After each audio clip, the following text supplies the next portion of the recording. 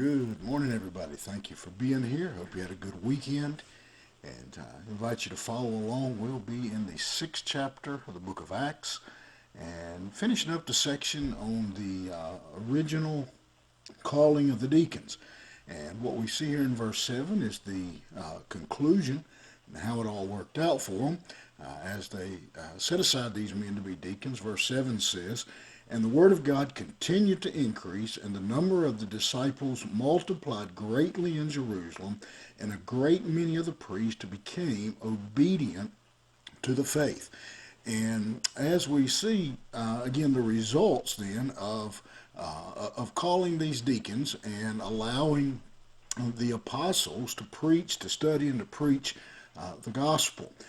That the church grew. The church was blessed greatly. It began to go forward as it never had, as the apostles are now free to practice, to pray, to prepare, to study, to witness, to preach, to teach. The gospel goes out in a marvelous new way. And people now are being saved. People are coming into the church because of the gospel. Even so much that some of the priests, it says, became obedient to the faith. And so we just see a tremendous response and results here from this allowing the apostles then to actually go out and do their job. And again, there's a number of lessons, I think, that we learn from that. We learned then the importance of prayer, that, again, the reason they were setting aside these men, the apostles said, was so that they could spend their time devoted to prayer and preparation to perform their appointed task.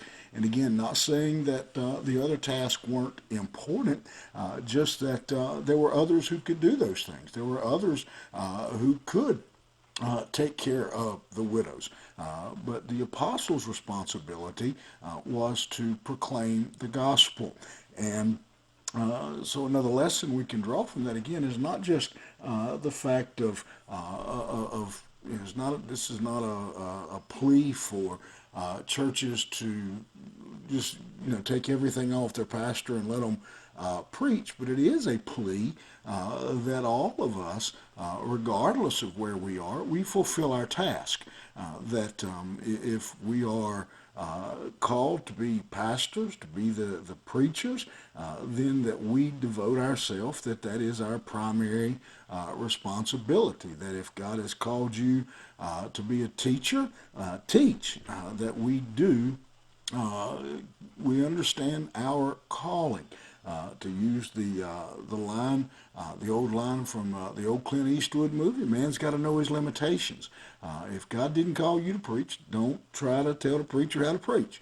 But if he has called you and you're gifted for compassion ministries, for visiting the sick, visiting in the hospital, those kinds of things, and that's where God has assigned you, go at it 110%. And that is, again, I think we see the result of that kind of ministry. It's a word of caution as well for those in the ministry, those who have been called to pastor. Do your job, but don't try to do someone else's.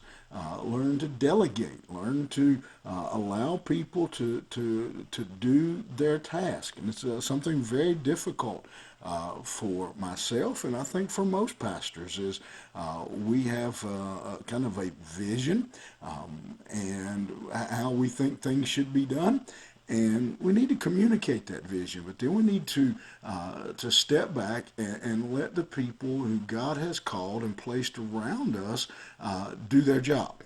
And I think we would see similar results to what they saw in the early church if all of us would simply stay in our lane, so to speak. If we would do our job and let everyone else do their job, and that we would do our jobs faithfully.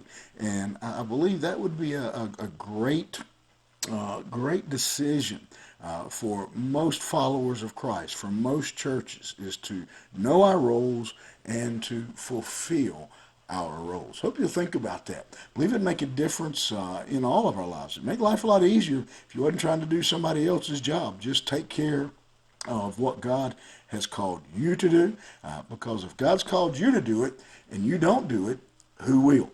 And just something to think about. Consider that verse. Have a good day, and we'll see you here tomorrow morning.